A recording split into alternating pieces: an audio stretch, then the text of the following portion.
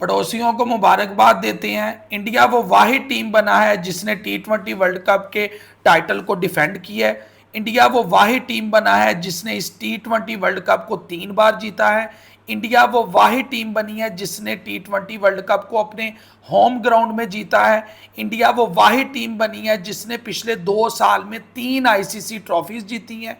India वो वाहिद team बना है जिसने सबसे ज्यादा हाईएस्ट टोटल लगाया है इस वर्ल्ड कप में, 255 फाइनल में। तो इंडिया की कितनी की तारीफ कर सकते हैं as a Pakistani, as a cricketing fan, as a cricketing expert. हम जितनी भी तारीफ करें उसकी वो कम है। उसकी वजह यह है कि इतनी ज़्यादा share dominance Indian cricket team की, स्पेशली वाइट बॉल क्रिकेट में, ये ऐसे ही है जैसे अपनी पीक पर एक ऑस्ट्रेलियन टीम थी जो रिकी पॉन्टिंग की क़यादत में उन्होंने एक ऑरा डिफाइन किया था। इसको हम ब्रेक डाउन करेंगे कि क्या क्या इंडिया की अचीवमेंट्स हैं और फिर हम इस फाइनल पे भी बात करेंगे। अचीवमेंट्स में देखी जाए तो आप देखें कि 2 साल में 3 ICC ट्रॉफीज इंडिया ने जीती हैं और थ्रू आउट इस 2 साल में सिर्फ वो एक मैच हारे हैं जो इन्होंने ग्रुप स्टेज नहीं सॉरी सुपर 8 के पहले मैच में साउथ अफ्रीका से हारा था। इससे पहले अगर इससे पिछले वर्ल्ड कप में चले जाएं 2023 के वनडे इंटरनेशनल वर्ल्ड कप में, तो उसमें इन्होंने सिर्फ फाइनल हारा था। 10 के 10 ग्रुप मैच जीते थे, सेमीफाइनल भी जीत लिया था, फाइनल में ऑस्ट्रेलिया से ये हार गए थे। तो अगर कंबाइंड पिछले 4 टूर्नामेंट्स की बात करें तो उनमें सिर्फ 2 मैचेस इंडिया ने हारे हैं। ये शेयर डोमिनेंस है। और अगर हम बात करें इसके साथ एफिलिएटेड करें तो वुमेन्स वर्ल्ड कप भी इस बार 50 ओवर्स का इंडियन वुमेन नहीं जीता है। तो इससे ज़्यादा बेहतरी और क्या हो सकती है, जबकि दूसरी टीमें सिर्फ ये देख रही हैं कि हम ये वाला कम्बिनेशन ठीक कर लें, हमारी बॉलिंग ज़रा बेहतर है, बैटिंग बेहतर है, लेकिन at the same time Indian share dominance कर रहे हैं। अब चलते हैं जी जो आज का मैच फाइनल खेला गया। अब देखें जी, फाइनल था इंडिया वर्सेस न्यूजीलैंड। अच्छा, मैं आपको एज अ एक्सपर्ट भी, एज अ फैन भी ये बात बताना चाहता हूँ कि कुछ टीमें कुछ टीमों के खिलाफ बेहतर क्रिकेट खेलती हैं, कुछ टीमें ग्रुप स्टेज में बेहतर परफॉर्म करती हैं, कुछ टीमें जब उन पर थोड़ी सी मुश्किल आती है वो तब बेहतर परफॉर्म करती हैं, कुछ टीमें नॉकआउट स्टेज में अच्छा परफॉर्म करती हैं, कुछ टीमें नॉकआउट में जाकर फारिग हो जाती हैं। अब मैं आपको बताता हूं कि इंडिया वर्सेस इंग्लैंड जो सेमीफाइनल खेला गया था, जो महज 7 रन से सिर्फ इंडिया जीता था, उसमें अगर इंग्लैंड जीत जाता तो ये वर्ल्ड कप इंग्लैंड भी जीत सकता था। और इंग्लैंड, साउथ अफ्रीका और ऑस्ट्रेलिया इस तरह की टीम है कि वो इंडिया को हरा सकती हैं। आपको याद होगा 2022 के सेमीफाइनल में इंग्लैंड ने 10 विकेटों से इंडिया को हरा दिया था, फिर बदला लिया 2024 में इंडिया ने, और अब भी उन्होंने 2026 में इंग्लैंड को मार दिया। मैं ये आपको बात इसलिए बता रहा हूं क्योंकि साउथ अफ्रीका का आपको पता है कि उन्होंने ग्रुप को भी टॉप किया, उन्होंने सुपर 8 को भी टॉप किया, लेकिन सेमीफाइनल में वो न्यूजीलैंड से बुरी तरह हार गए। उसके बाद न्यूजीलैंड का आज ये पिछले टूर्नामेंट्स में 2015 का उन्होंने फाइनल खेला, 2000 उसके बाद 19 के वर्ल्ड कप का फाइनल खेला, 2021 के T20 वर्ल्ड कप का सेमीफाइनल खेला, 2022 क्रिकेट T20 वर्ल्ड कप का उन्होंने सेमीफाइनल खेला पाकिस्तान के खिलाफ, 2023 के वर्ल्ड कप का उन्होंने सेमीफाइनल खेला, 2025 की चैंपियंस ट्रॉफी का उन्होंने फाइनल खेला और अब 2026 का भी उन्होंने फाइनल खेला। लेकिन वही 6 के 6 मरतबा उन्हें हार से सामना करना पड़ा। आज भी पैथेटिक क्रिकेट खेली न्यूजीलैंड ने, उस पर थोड़ी सी बात कर लेते हैं। मैंने आपको ये सारा ओवरव्यू इसलिए बताया कि आपको पता चल जाए टीमें किसके खिलाफ किस तरह खेलती हैं और इनका ओवरव्यू क्या है। अब आज सबसे पहली बात तो ये थी, जो गलती इंग्लैंड ने की थी वही आज न्यूजीलैंड ने की। मैं मानता हूं इनकी रोड विकेट्स हैं, चेस करना इजी होता है, आपके सामने एक टारगेट सेट होता है, लेकिन एट द सेम टाइम जितने भी एक्सपर्ट्स हैं, जितने भी कमेंटेटर्स हैं, जितने भी फैंस हैं, उनको ये बात पता है कि जब आपने बड़े मैच में टोटल लगा दिया होता है तो प्रेशर चेजिंग टीम पे होता है, ना कि डिफेंड वाली टीम पे। इंग्लैंड ने गलती की थी, मिचेल सेंटनर ने आज टॉस जीत लिया था, उनके ओपनर्स भी अच्छे थे, शायद ये फैसला गलत ही था, क्योंकि अगर वो 200 सवा 200 कर लेते तो वो इंडिया को चेज ना करने देते। उसकी वजह यह है कि इंडिया ये जो एक मैच हारा है वो चेज में ही हारा है इस वर्ल्ड कप में, और पिछले भी 1-2 साल से।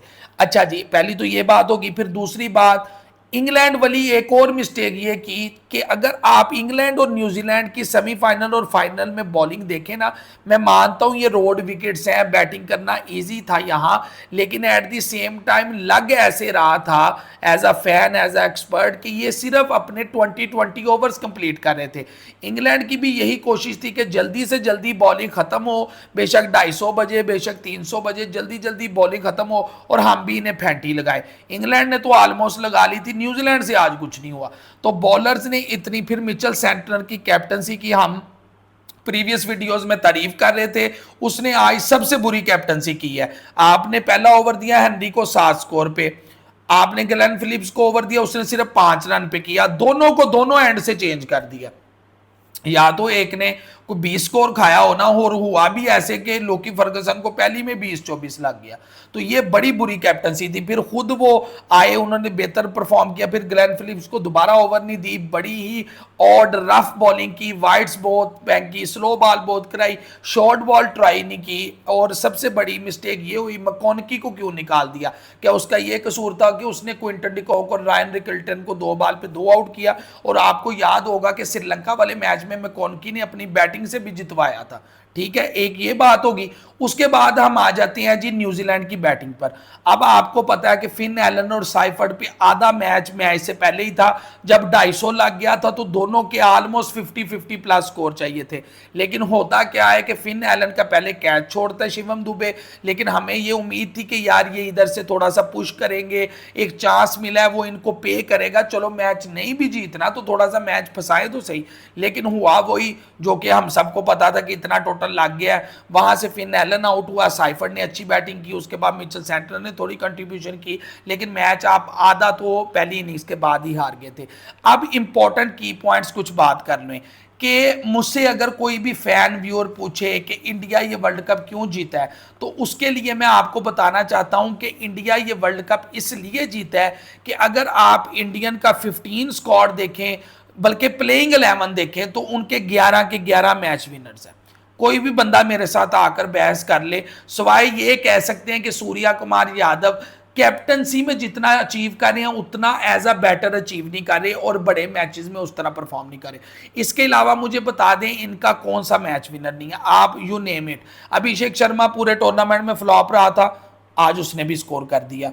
संजू सैमसन, मैंने अपने दोस्तों को भी बताया था, एक प्रीवियस वीडियो में भी बताया था, संजू सैमसन का प्लेइंग 11 में आना is just like a Trump card from for India. उसकी वजह यह है कि ये एक ऐसी चेंज थी क्योंकि उसने बहुत रगड़ा खाया डोमेस्टिक में, बहुत ज्यादा रगड़ा, वो अपनी मेहनत से आया है, उसने किसी की जगह नहीं ली, उसने अपनी जगह बनाई। 5 इनिंग्स में 300 प्लस का स्कोर, 199 का स्ट्राइक रेट, 3 कंसेक्यूटिव 50s, तीनों नॉकआउट मैचेस में। ये होता है प्लेयर। आज भी उसने 45 बॉल पे शानदार 88-89 स्कोर किया, brilliant performance, man of the tournament बना। उसके बाद आप देखें तिलक वर्मा ने भी क्रूशल खेला, हार्दिक पांड्या आपको पता है एवरग्रीन मैच विनर है, उसकी इतनी बड़ी लग्जरी है टीम इंडिया को कि अगर हमारे पास इस तरह का ऑलराउंडर हो तो हम भी बहुत कुछ अचीव कर सके।